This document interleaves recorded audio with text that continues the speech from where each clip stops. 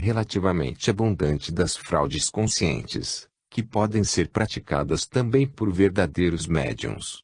Nos Estados Unidos existem até mesmo escolas de mediunidade, onde se aprende a fazer materializações, fotografias de espíritos, sessão de gabinete etc. Lá o velho Petrônio dizia: mundus volt decipi, o mundo quer ser enganado, e por isso sempre tem havido velhacos, embusteiros e trapaceiros que trataram de satisfazer este desejo das massas. Pois o infinito número dos tolos é 1,15. Há que confessa, encheríamos um volume dos mais curiosos, se houvéramos de referir todas as mistificações de que temos tido conhecimento. 342. Também Leon Denis, muitos médiuns têm sido desmascarados em plena sessão, alguns já foram colhidos nas malhas de ruidosos processos no invisível. Quinta ed. Página 401. Outro fiel companheiro de Ark, Camille Flammarion, escreveu: posso dizer que nestes 40 anos quase todos os médiuns célebres passaram pelo meu gabinete, eu a quase todos surpreendi em fraude-lhes forças naturais incomuns. Tomui, página 90. Muitos médiuns, dos mais conceituados e famosos, acabaram confessando que tudo tinha sido fraude. Poderia transcrever longas páginas dessas confissões. Eis um exemplo. Em 1949 um grupo de jornalistas espíritas promoveu no Diário da Noite de São Paulo uma longa série de 70 reportagens, sob este título geral: Há ou não há fenômenos espíritas em São Paulo? Inicialmente foi feito um convite a todos os experimentadores e a todos os centros em que se processam fenômenos de materialização ou de transporte, para verificar a autenticidade dos mesmos. Note-se, acentuava o jornalista espírita J. Herculano Pires, para animar os centros a se submeterem ao controle, que constituímos um grupo, em sua quase totalidade, de espíritas, interessados, portanto, muito mais na autenticidade do que na inveracidade dos fenômenos a 34.949. No entanto, só pouquíssimos centros se prontificaram para este controle.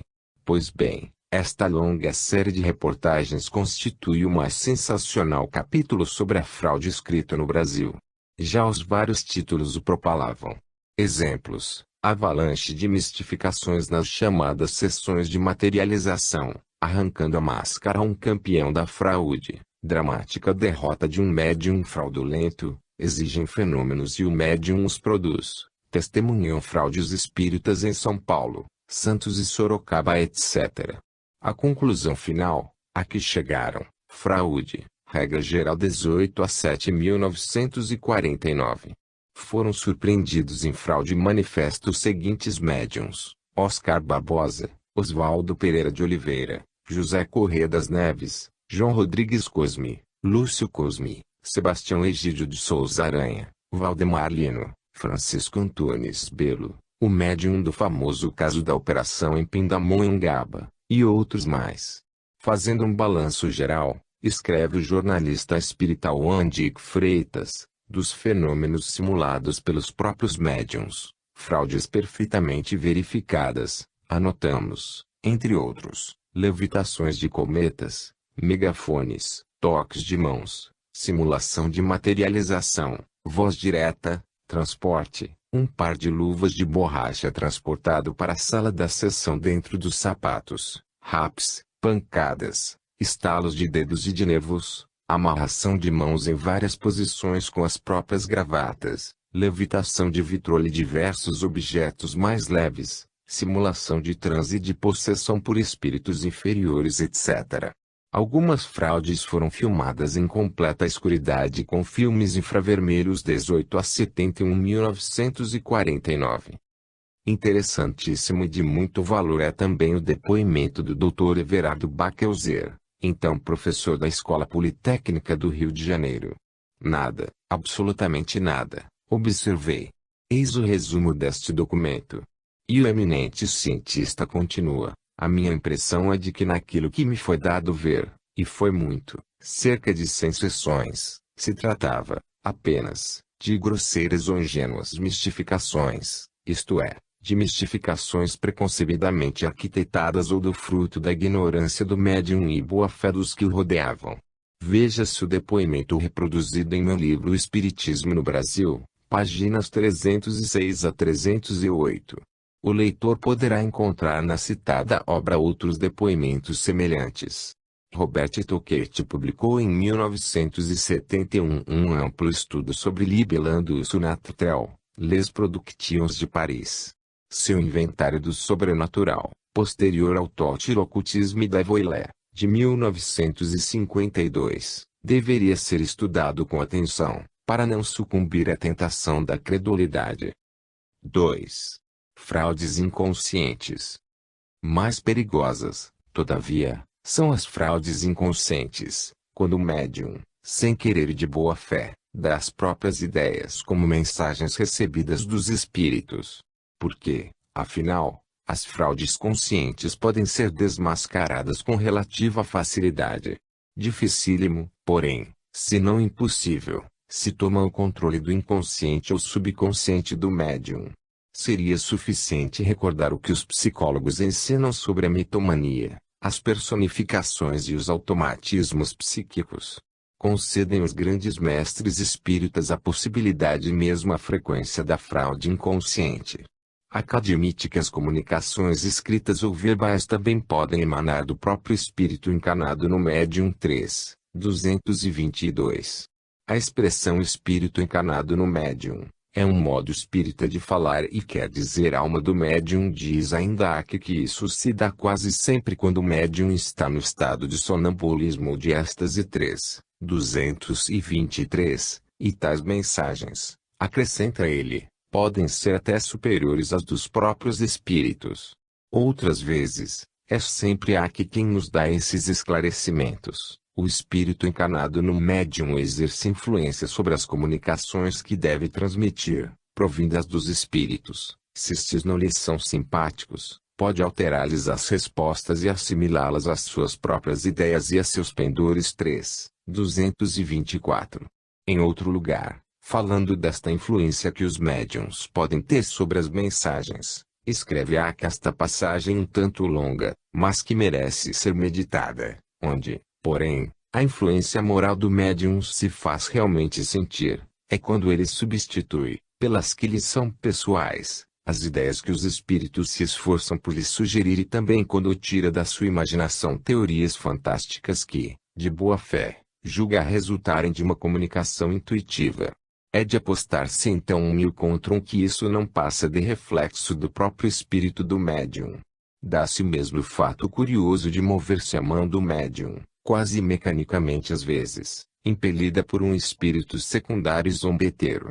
É essa pedra de toque contra a qual vem quebrar-se as imaginações ardentes. Por isso que, arrebatados pelo ímpeto de suas próprias ideias, pelas lantejoulas de seus conhecimentos literários, os médiuns desconhecem o ditado modesto de um espírito criterioso e, abandonando a presa pela sombra, o substituem por uma paráfrase empolada.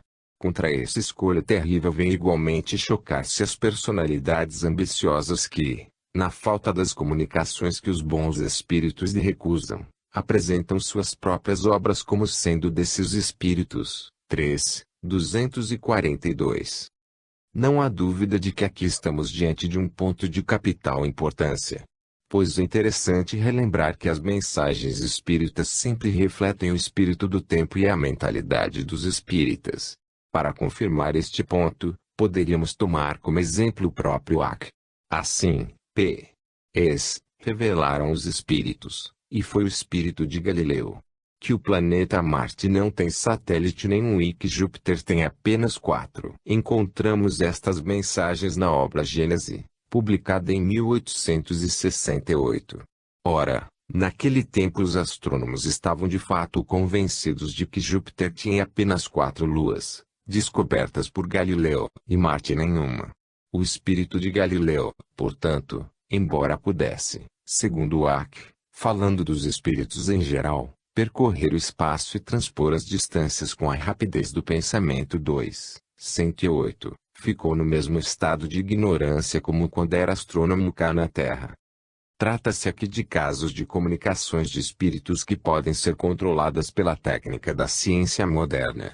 Mas com isso mesmo caem fortes suspeitas também sobre os outros resultados não controláveis. Pode muito bem ser que Aki fosse sincero em suas afirmações, isso, todavia, não exclui que ele tenha sido vítima do seu próprio inconsciente ou subconsciente. De fato, diz Douglas Home, as revelações de Kardec não passam das suas próprias ideias, impostas aos médiuns, pois ele era magnetizador, e por ele depois corrigidas. Veremos mais adiante o que realmente fez Aki com as mensagens recebidas.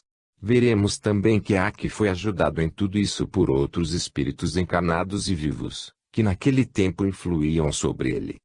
Outro exemplo, Mal acabara de divulgar-se a uranografia de Laplace, teoria segundo a qual nosso sistema planetário se originou de uma nebulosa em rotação, que então se impunha como a última palavra no assunto, e já a Sociedade Espírita de Paris, presidida por Aki, em 1862 e 1863, por meio do médium CF que era o próprio Camilo Flammarion, recebia uma série de comunicações, assinadas pelo espírito de Galileu em pessoa e na qual se repetia, e portanto revelava, servilmente toda a teoria laplaciana. Ora, a cosmografia moderna, baseada nos dados mais recentes da astronomia, já demonstrou a absoluta impossibilidade do sistema uranográfico. Flammarion confessará mais tarde, são evidentemente o reflexo do que eu sabia, do que pensávamos naquela época sobre a cosmogonia. Muitos anos depois, em entrevista com Paulo José, Les Mortes Viventius, página 89, Flammarion dirá: se o caro colega espera que diga alguma coisa de preciso, eu não o poderia. Comecei meus trabalhos com referência a essa questão em 1862, eis, pois, 60 anos que os pesquiso.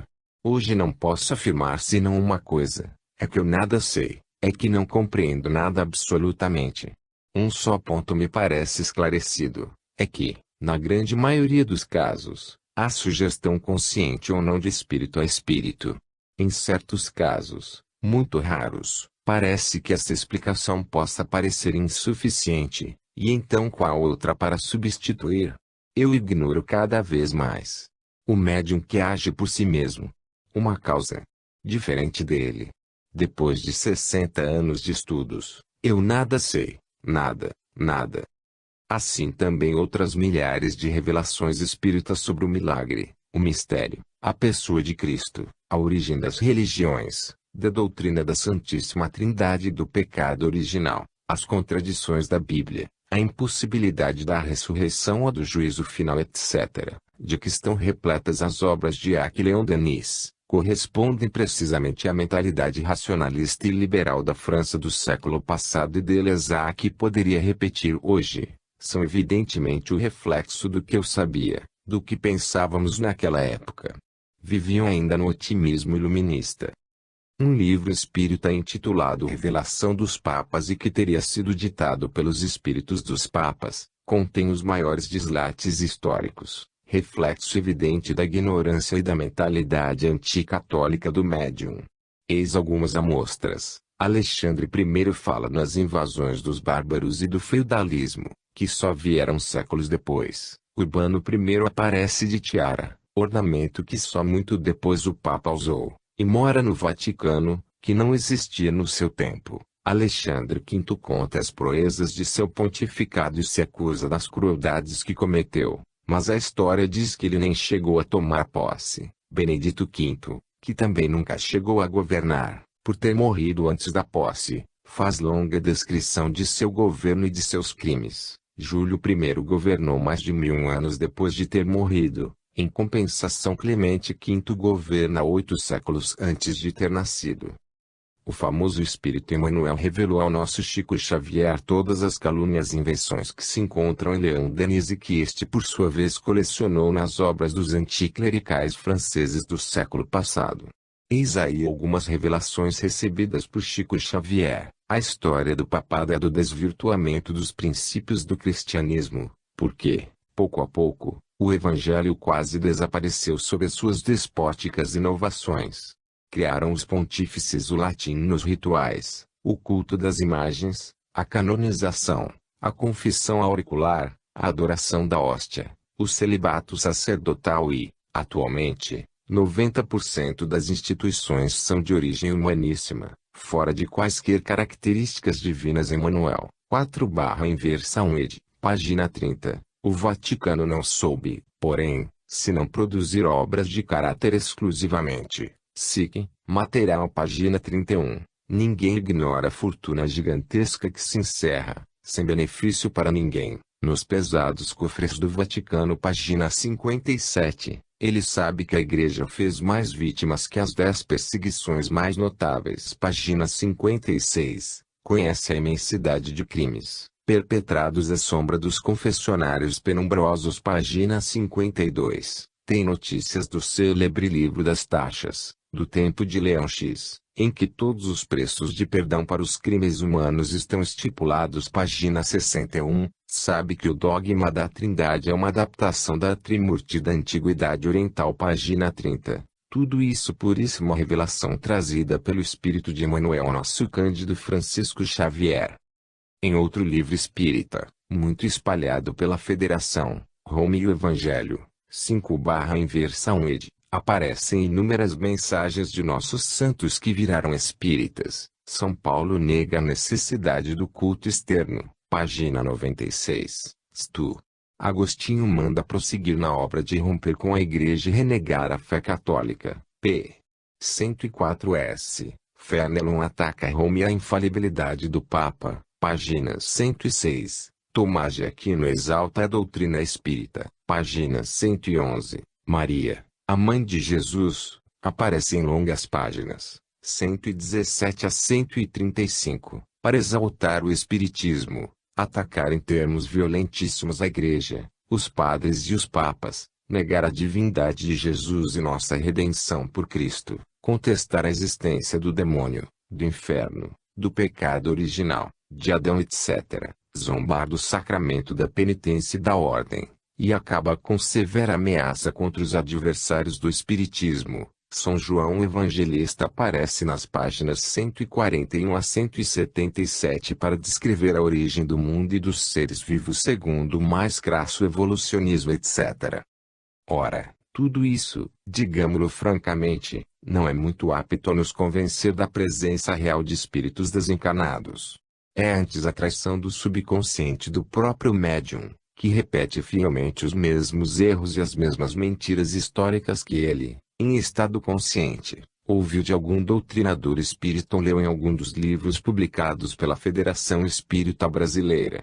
Quando, em uma sessão espírita, comparece um Santo Agostinho ou Santo Tomás de Aquino e diz meia dúzia de banalidades de aprovação e propaganda do espiritismo, quando se apresenta até Nossa Senhora para exaltar o espiritismo, atacar violentamente a Igreja e negar a divindade de seu Filho, nosso Senhor e Deus Jesus Cristo, quando um São João Evangelista nos vem descrever minuciosamente o mais extremo e crasso evolucionismo monofilético já hoje felizmente superado pela ciência, quando aparecem papas que nem mesmo aproximadamente se recordam do tempo em que viveram ou que narram fantásticos crimes que eles teriam cometido, e a história nos diz que estes mesmos papas nem sequer chegaram a governar, quando se apresenta Galileu Galilei para nos revelar novidades astronômicas que logo depois são desmentidas pela verificação experimental, quando vem aí um Santo Antônio ou São Francisco, que se santificaram em grau heróico na Igreja Católica, a qual serviam até o derradeiro momento de sua vida, para agora investir contra esta mesma Igreja. Convenhamos, então, é claro, é evidente, é manifesto que estas mensagens não provêm dos tais santos, mas dos sonhos subconscientes, ou, por vezes, conscientes, do próprio médium ou de algum dos assistentes. Richet, depois de mais de 20 anos de experiências espíritas, acabou pondo em dúvida a presença de qualquer espírito desencarnado nas sessões a que assistira, especialmente porque jamais os espíritos puderam provar que sabem qualquer coisa. Nenhuma descoberta inesperada tem sido indicada, nenhuma revelação tem sido feita. Nenhuma parcela da ciência futura tem sido suspeitada. Com efeito, 100 anos de intensa revelação espírita não contribuíram em nada ao progresso das ciências, nem mesmo da medicina, quando receitam. Os médicos do espaço só conhecem remédios caseiros ou homeopáticos. E continua Richetti, mostram-nos eles poetas que não conhecem poesia, filósofos que não conhecem a filosofia, padres que não conhecem a religião. Tratado de Metapsíquica, páginas 122. O professor Flournoy observa que para os especialistas da Sociedade de Pesquisas Psíquicas, ainda quando são espíritos de convicção, como Odgson, Gislop, não há nada mais raro do que encontrar um verdadeiro médium, nem mais difícil do que distinguir o autêntico do que não é autêntico nas suas comunicações. Porque os melhores médiums constantemente misturam os seus sonhos e as suas ideias subconscientes com o que lhes vem da além, sem falarmos nas perturbações devidas à influência dos vivos, e, nos mesmos desencarnados, parece que há tais dificuldades para conseguirem se comunicar conosco, que nunca podemos estar certos da exatidão verbal de qualquer das comunicações recebidas. Spirit and Psychology, página 184. E aqui no Brasil a gente tem a impressão de que nada mais fácil ou mais comum do que conversar com os falecidos e ter notícias do alto. A conclusão que disto tudo podemos coligir aqui, mesmo pondo-nos sobre a base espírita, supondo a realidade da comunicação com os espíritos, encontramos a primeira enorme dificuldade na escolha de um médium que mereça a nossa inteira confiança por sua integridade moral, que não seja vítima das mistificações dos espíritos maus, nem nos dê a probabilidade de nos enganar de má ou boa fé, recorrendo aos próprios conhecimentos inconscientes ou subconscientes. Mas, para poder continuar na argumentação, admito e suponho que se encontre um tal médium, do qual estamos inteiramente certos de que é honesto e digno de toda a confiança e que supere também, não apenas com probabilidade, mas com absoluta certeza, todos os escolhos acima indicados. Segue então o problema dos espíritos que se comunicam. 5. A credibilidade dos espíritos que se comunicam. Observo desde logo que no momento não me interessa a doutrina espírita propriamente dita acerca da origem, natureza, qualidade, vida e finalidade dos espíritos. Aqui quero verificar apenas o que nos ensina Axe sobre os espíritos enquanto se comunicam conosco por meio dos médiuns. Da doutrina geral sobre o mundo dos espíritos basta-nos por ora este resumo feito pelo próprio Axe. 3:55. 1. Os fenômenos espíritas são produzidos por inteligências extracorpóreas, às quais também se dá o nome de espírito. 2. Os espíritos constituem um mundo invisível, estão em toda parte, povoam infinitamente os espaços, temos muitos de contínuo, em torno de nós, com os quais nos achamos em contato. 3. Os espíritos reagem incessantemente sobre o mundo físico e sobre o mundo moral e são uma das potências da natureza. 4. Os espíritos não são seres à parte, dentro da criação, mas as almas dos que viveram na Terra, ou em outros mundos, e que respiram o invólucro corpóreo, de onde se segue que as almas dos homens são espíritos encarnados e que nós, morrendo, nos tomamos espíritos. 5. Há espíritos de todos os graus de bondade e de malícia, de saber e de ignorância. 6. Todos estão submetidos à lei do progresso e podem todos chegar à perfeição, mas, como têm livre-arbítrio, lá chegam em tempo mais ou menos longo, conforme seus esforços e vontade. 7. São felizes ou infelizes, de acordo com o bem ou o mal que praticaram durante a vida, e com o grau de adiantamento que alcançaram. A felicidade perfeita e sem mescla é partilha unicamente dos espíritos que atingiram o grau supremo da perfeição. 8. Todos os espíritos, em dadas circunstâncias, podem manifestar-se aos homens, indefinido é o número dos que podem comunicar-se. 9. Os espíritos se comunicam por médiuns, que lhes servem de instrumentos e intérpretes. Acentuemos alguns pontos. 1. Os espíritos povoam infinitamente os espaços. É um princípio assente entre os espíritas que há centenas de milhões de mundos habitados. 6. 125. Os espíritos estão em toda parte, ao nosso lado, acotovelando-nos. e observando-nos sem cessar. 2. 110. O mundo espiritual ostenta-se por toda a parte em redor de nós como no espaço, sem limite algum designado. Em razão mesmo da natureza fluídica do seu envoltório, os seres que o compõem, em lugar de se locomoverem penosamente sobre o solo, transpõem as distâncias com a rapidez do pensamento. 5. 27. Os espíritos são, como se vê, seres semelhantes a nós, constituindo, ao nosso derredor, toda uma população, invisível no estado normal. 3. 63. Se, em dado momento, pudesse ser levantado o véu que nos esconde, eles formariam uma população, cercando-nos por toda a parte. 2. 109. Cada um, espírito, é um centro que irradia para diversos lados. Isso é que faz parecer estar um espírito em muitos lugares ao mesmo tempo. Vês o sol? É um somente. No entanto, irradia em todos os sentidos e leva muito longe os seus raios. 1. 81. 2. O espírito tem uma perspicácia divina, que abrange tudo, podendo adivinhar até o pensamento alheio. 5. 178. 3. Mas nem todos os espíritos são igualmente bons e sábios, como há homens de todos os graus de saber e ignorância, de bondade e maldade. Dá-se o mesmo com os espíritos. Alguns destes são apenas frívolos e travessos, outros são mentirosos, fraudulentos, hipócritas, maus e vingativos. Outros, pelo contrário, possuem as mais sublimes virtudes e o saber em grau desconhecido na terra. 2. 111.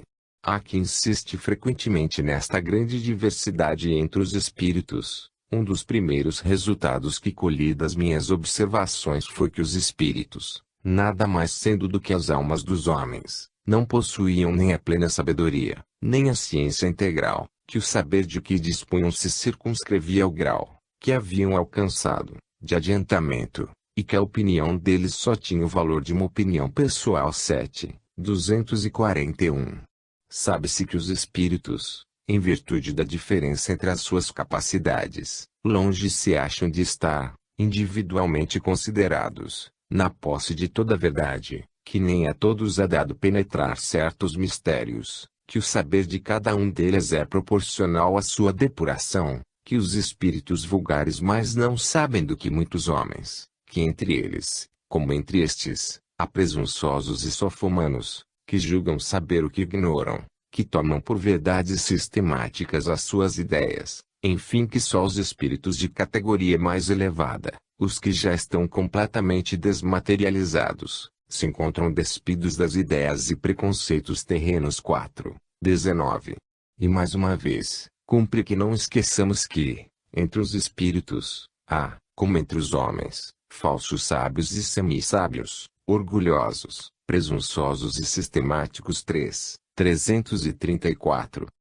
4. Existem mesmo espíritos muito maus, que se comprazem no mal e ficam satisfeitos quando se lhes depara a ocasião de praticá-lo. 1. 83. Eles são inclinados ao mal, de que fazem objeto de suas preocupações. Como espíritos, dão conselhos pérfidos, sopram discórdia e desconfiança e se mascaram de todas as maneiras para melhor enganar. 1. 87. Temos ainda os espíritos estouvados, que se comprazem antes na malícia do que na malvadez e cujo prazer consiste em mistificar e causar pequenas contrariedades. 1. 83. Os espíritos levianos, que são ignorantes, maliciosos, irrefletidos e zombeteiros.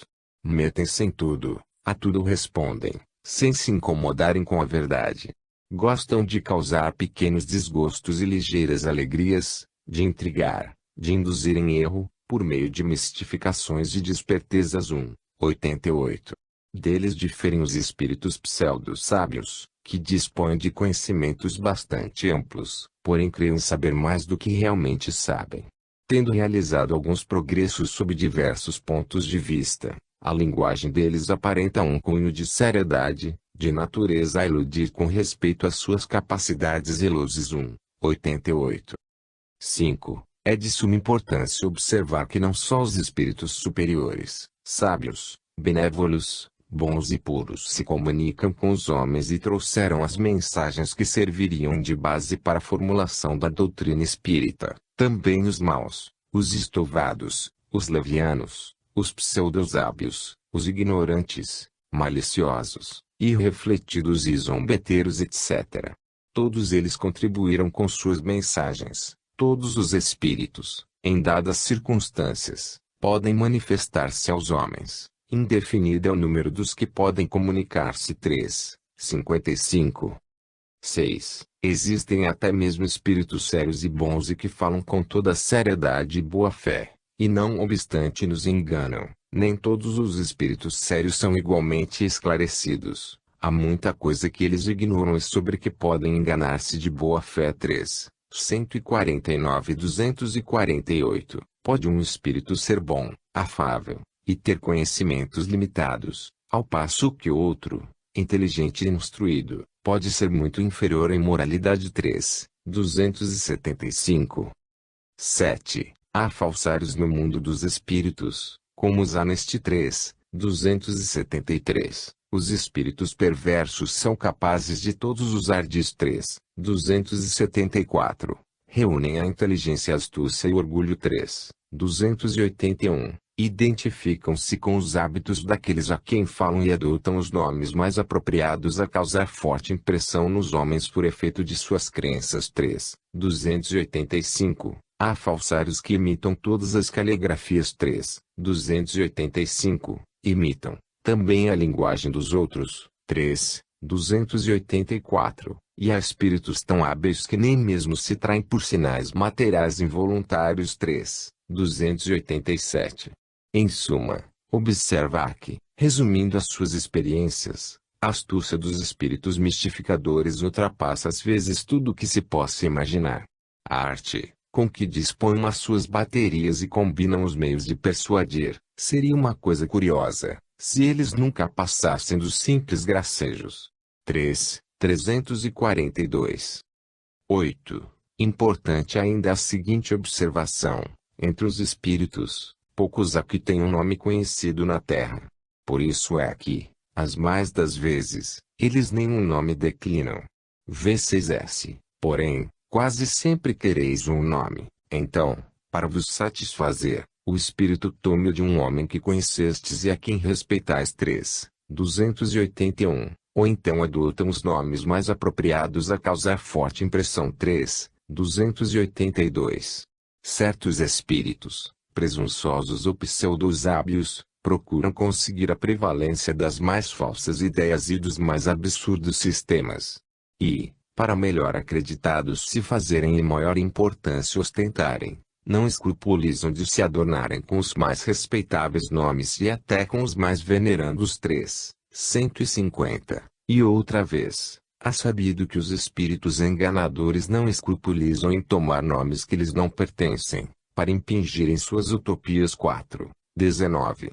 E não se pense que o caso é raro, este caso é tão frequente, que devemos estar sempre prevenidos contra essas espécies de substituições. Por isso há que dar o princípio de que quanto mais venerável for o nome com que um espírito se apresente, tanto maior desconfiança deve inspirar. Quantos médiuns têm tido comunicações apócrifas assinadas por Jesus, Maria, ou um santo venerado? 3. 274. 9. Há até mesmo espíritos que juram tudo o que se lhes exigir. 3. 272. 10. Os espíritos não se apresentam com carteira de identidade, e mesmo quando indicam algum nome, como vimos, não se lhes pode acreditar, ainda que jurem em nome de Deus. É inútil também exigir identificação, pois semelhante pedido o magoa, pelo que deve ser evitado. Aconselha aqui, e explica, com o deixar o seu corpo, o espírito não se despojou da sua suscetibilidade, agasto toda questão que tenha por fim pô-lo à prova. 3. 271. Não é, pois, permitido pedir ao espírito prova de identidade. E se pedirmos o seu nome, ele indicará um nome qualquer que nos for mais conhecido ou querido, até o de um grande santo, se assim nos agradar. E se continuarmos a insistir, pedindo identificação, o espírito, se não for dos que brincam e zombam, lança o seu protesto, não respondendo ou retirando-se. 3. 272. Diz ainda que, pode, sem dúvida, o espírito dar provas desta identidade, atendendo ao pedido que se lhe faça, mas assim só procede quando lhe convenha. 3. 271. E ainda então, que garantias apresenta? 11. E não só os espíritos inferiores costumam dar nomes e identidade falsa. O mesmo ocorre todas as vezes que um espírito superior se comunica espontaneamente, sob o nome de uma personagem conhecida. Nada prova que seja exatamente o espírito dessa personagem, porém, se ele nada diz que desminta o caráter dessa última, a presunção de ser o próprio e, em todos os casos, se pode dizer que, se não é ele, é um espírito do mesmo grau de elevação, ou, talvez, até um enviado seu. 3. 270. E assim pergunta o próprio Arque, quem pode, pois, afirmar que os que dizem ter sido, por exemplo, Sócrates, Júlio César, Carlos Magno, Fenelon, Washington, etc., tenham realmente animado essas personagens? E continua, esta dúvida existe mesmo entre alguns adeptos fervorosos da doutrina espírita, os quais admitem a intervenção e manifestação dos espíritos, mas inquirem como se lhes pode comprovar a identidade. Semelhante prova é, de fato, bem difícil de produzir-se. Conquanto, porém, não o possa ser de modo autêntico como por uma certidão de registro civil, pode ou ao menos por presunção, segundo certos indícios. 34. Temos, portanto, que o máximo concedido no Supremo Arraial Espírita é, por presunção e segundo certos indícios. Mas consola-se o mestre espírita, a questão de nome é secundária. 3. 270. A questão da identidade é quase indiferente, quando se trata de instruções gerais. Não é a pessoa deles o que nos interessa, mas o ensino que nos proporcionam. Ora, desde que o ensino é bom, pouco importa que aquele que o deu se chame Pedra, ou Paulo. 3. 272.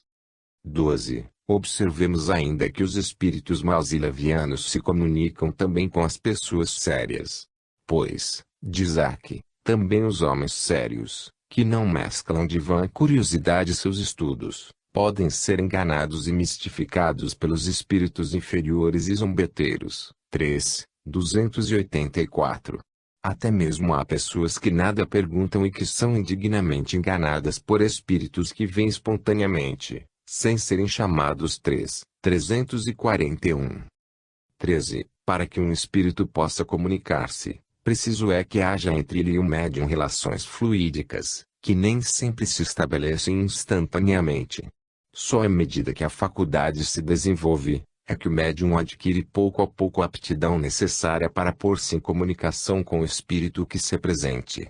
Pode dar-se, pois, que aquele, com quem o médium deseje comunicar-se, não esteja em condições propícias a fazê-lo, embora se ache presente, como também pode acontecer que não tenha possibilidade nem permissão para acudir a um chamado que lhe é dirigido. 3. 204.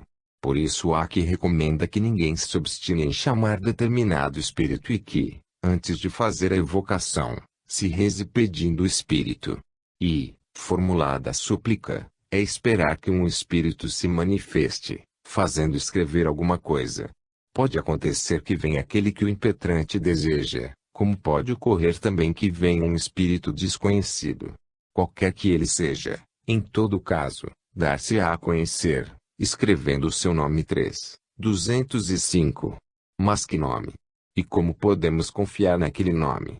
Já o sabemos. Assim, suponhamos um caso corriqueiro e de todos os dias, comum no ambiente espírita. Imaginemos que certa pessoa convidada pelos espíritas, e levada pela saudade, vá a um centro para ter notícias de sua falecida mãe. Façamos de conta que o médium seja pessoa honesta e digna de toda a confiança. Demos como admitido que o evocador consiga a comunicação com o espírito, um dos muitos que nos acotovelam sem cessar, que afirma ser a procurada mãe. Será de fato. Nem mesmo se é igual no modo de falar, na assinatura, no estilo, no jeito, etc. Nem mesmo se jura em nome de Deus. Pois se, Como nos informa Ark, estão por aí inúmeros espíritos que se comprazem no mal e ficam satisfeitos quando se lhes depara a ocasião de praticá-lo. Espíritos capazes de todos os ardis, imitam todas as caligrafias e identificam-se com os hábitos daqueles a quem falam, e adotam os nomes mais apropriados a causar forte impressão. Além de praticar um ato severamente proibido por Deus, será totalmente inútil e tempo perdido evocar a alma da falecida mamãe. Muito mais inútil será então a evocação como meio para codificar uma nova doutrina com o fim de constituir a religião da humanidade. Concluindo esta parte relativa à credibilidade dos espíritos, chegamos ao seguinte resultado: supondo mesmo que Ark ou qualquer outro codificador da doutrina espírita se tenha servido apenas de médiuns que merecem a nossa inteira confiança, transmitindo exclusiva e certamente mensagens recebidas do além e não auridas do próprio inconsciente ou subconsciente, suposição que ainda não foi demonstrada, teríamos Ark diante deste quadro desolador, uma enorme quantidade de comunicações, as mais disparatadas e contraditórias, boas e más, mentirosas e fraudulentas, educadas e ridículas. Aconteceu ter recebido informações em tom muito sério e seguro, assinadas pelos nomes mais venerandos e ilustres e que, no entanto, podiam vir muito bem de espíritos mentirosos e embusteiros. Ocorreu que espíritos comprovadamente bons e da melhor boa vontade e boa fé podiam dar instruções errôneas e enganar involuntariamente. Podia haver mensagens cavilosamente ditadas por aqueles espíritos que se comprazem no mal e rejubilam quando se lhes depara a ocasião de praticá-lo e se mascaram de todas as maneiras possíveis para melhor enganar e que são capazes de todos os ardis, dispondo de tanta habilidade que nem sequer se traem por sinais materiais involuntários, dispostos mesmo a jurar tudo o que se lhes exigir, permitindo ao mesmo tempo Deus que também os homens sérios sejam assim indignamente enganados por espíritos que vêm espontaneamente, sem serem chamados. Eis o material que serviu de base para formular a terceira revelação. Agora era necessário separar o bom do mal, discernir o verdadeiro do falso, o sério do ridículo, os alhos dos bugalhos. Era preciso catar o que é certo, deixando o que é falso, peneirar as palavras dos espíritos melhores, jogando fora o cisco dos espíritos zombeteiros. Na verdade, difícil empreitada e espinhosa missão. Mas Ark teve coragem de meter mãos à obra. Acompanhemo-lo neste trabalho de selecionar, ordenar, coordenar e, como dizem os espíritas, codificar a doutrina espírita. 4. A credibilidade da codificação. 1. O codificador. No primeiro capítulo já vimos a descrição que o próprio Ark fez de sua iniciação no espiritismo no ambiente mesmeriano de Paris, a partir de 1854. Foi nessas reuniões que comecei os meus estudos sérios de espiritismo, menos, ainda, por meio de revelações, do que de observações. Apliquei a essa nova ciência, como fizera até então, o método experimental. Nunca elaborei teorias preconcebidas, observava cuidadosamente, comparava, deduzia consequências, dos efeitos procurava remontar as causas, por dedução e pelo encadeamento lógico dos fatos, não admitindo por válida uma explicação, senão quando resolvia todas as dificuldades da questão. Foi assim que procedi sempre em meus trabalhos, desde a idade de 15 a 16 anos. Compreendi, antes de tudo, a gravidade da exploração que ia empreender. Percebi, naqueles fenômenos, a chave do problema tão obscuro e tão controvertido do passado e do futuro da humanidade, a solução que eu procurara em toda a minha vida. Era, em suma, toda uma revolução nas ideias e nas crenças, fazia-se mister, portanto, andar com a maior circunspecção e não levianamente, ser positivista e não idealista, para não me deixar iludir. 240s.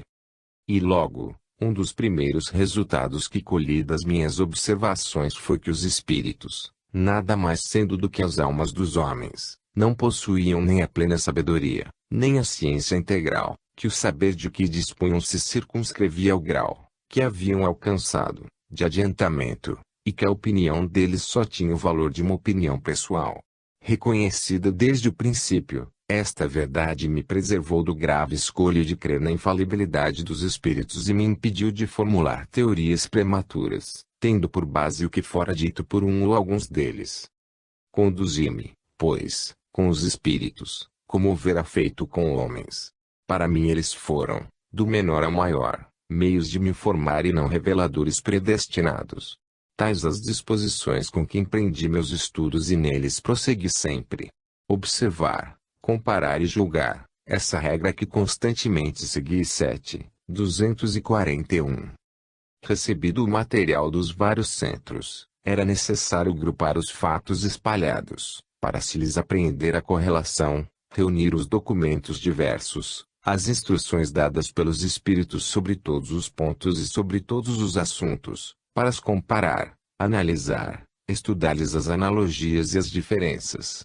Vindo as comunicações de espíritos de todas as ordens, mais ou menos esclarecidos, era preciso apreciar o grau de confiança que a razão permitia conceder-lhes, distinguir as ideias sistemáticas individuais ou isoladas das que tinham a sanção do ensino geral dos espíritos, as utopias das ideias práticas, afastar as que eram notoriamente desmentidas pelos dados da ciência positiva e da lógica, utilizar igualmente os erros, as informações fornecidas pelos espíritos, mesmo os da mais baixa categoria, para conhecimento do estado do mundo invisível e formar com isso um todo homogêneo. 38. Nisso, portanto, consistiu a contribuição pessoal do mestre Kardec. O nosso papel pessoal é o de um observador atento, que estuda os fatos para lhes descobrir a causa e tirar-lhes as consequências. Confrontamos todos os que tem sido possível reunir, comparamos e comentamos as instruções dadas pelos espíritos em todos os pontos do globo e depois coordenamos metodicamente o conjunto. Em suma, estudamos e demos ao público o fruto das nossas indagações. 106, 34. É, pois, incontestável que Ike se apresenta como um homem sério, estudioso, científico, interessado em resolver os problemas mais fundamentais da humanidade. Todavia, mesmo a confessada seriedade e circunspeção de uma pessoa, por melhor que seja sua boa vontade, ainda não é garantia suficiente de sua credibilidade. Pois não nos interessam as ideias pessoais de Ike, o que importa é a novidade e superioridade das novas revelações do além, que, como se afirma entre os espíritas, devem aperfeiçoar a revelação cristã. Ainda que dessemos por inteiramente segura a probidade e seriedade de Ike, não teríamos com isso garantida a credibilidade da doutrina por ele proposta, já que jamais ele nos afiançou sua infalibilidade. Nunca tivemos a pretensão de nos julgarmos profeta ou Messias, nem, ainda menos, de nos apresentarmos como tal. 35. Declara ainda que não atribui aos seus trabalhos valor maior do que o de uma obra filosófica, deduzida da observação e da experiência, sem nunca nos considerarmos chefe da doutrina, nem procurarmos impor as nossas ideias a quem quer que seja. 34. Entretanto, em suas obras póstumas, Ike fala diversas vezes da missão especial de que fora investido pelos espíritos. Narra ele que numa dessas sessões, muito íntima, a que apenas assistiram 7 ou 8 pessoas, falavam estas de diferentes coisas relativas aos acontecimentos capazes de acarretar uma transformação social, quando o médium, tomando da cesta, espontaneamente escreveu isto: quando o bordão soar, abandoná-lo-eis, apenas aliviareis o vosso semelhante, individualmente o magnetizareis, a fim de curá-lo. Depois, cada um no posto que lhe foi preparado, porque de tudo se fará mister, pois que tudo será destruído, ao menos temporariamente. Deixará de haver religião e uma se fará necessária, mas verdadeira, grande, bela e digna do Criador. Seus primeiros alicerces já foram colocados. Quanto a ti, Rivail, a tua missão é aí, livre. A cesta se voltou rapidamente para o meu lado como teria feito uma pessoa que me apontasse com o dedo. Ate-me a espada que não fere, porém mata, contra tudo o que é, serás tu o primeiro a vir. Ele, Rivail, virá em segundo lugar, é o obreiro que reconstrói o que foi demolido. Ike observa em seguida, foi essa a primeira revelação positiva da minha missão e confesso que, Quando vi a cesta voltar-se bruscamente para o meu lado e designar-me nominativamente, não me pude forrar a certa emoção. 7, 248s. Também na página 252 toma a falar da sua missão especial e na página 253 o Espírito lhe diz: a missão dos reformadores é preencher de escolhas e perigos. Previno-te de que a rude atua, porquanto se trata de abalar e transformar o mundo inteiro. E depois, nas páginas 257 ss, fala da tiara espiritual com que foi distinguido e o Espírito lhe declara que ele é o chefe da doutrina, que seus escritos fazem lei e que recebeu espontaneamente os títulos de sumo sacerdote, de pontífice, mesmo de papa. Em suma, o Senhor conquistou, sem a buscar, uma posição moral que ninguém lhe pode tirar, dado que, sejam quais forem os trabalhos que se elaborarem depois dos seus, ou concomitantemente com eles, o Senhor será sempre proclamado fundador da doutrina. Logo, em realidade, está com a tiara espiritual, isto é, com a supremacia moral.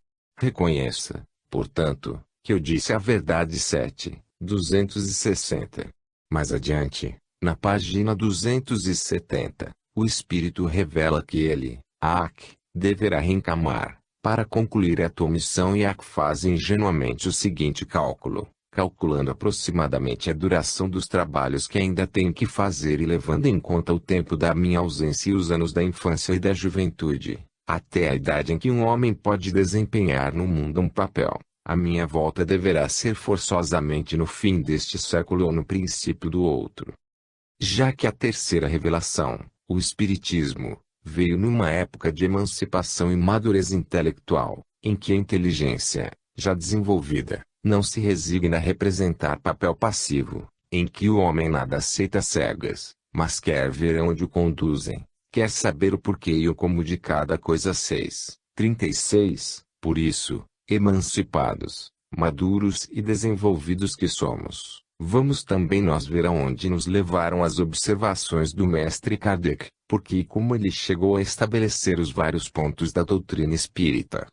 Assinala 3 critérios principais para distinguir os espíritos bons dos maus, as comunicações verdadeiras e sérias das falsas e ridículas. 1. O critério da linguagem digna e nobre. 2. O critério da concordância dos espíritos. 3. O critério da lógica e do bom senso.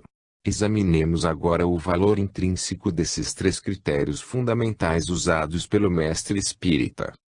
2. Os critérios de seleção adotados por A. O critério da linguagem digna e nobre.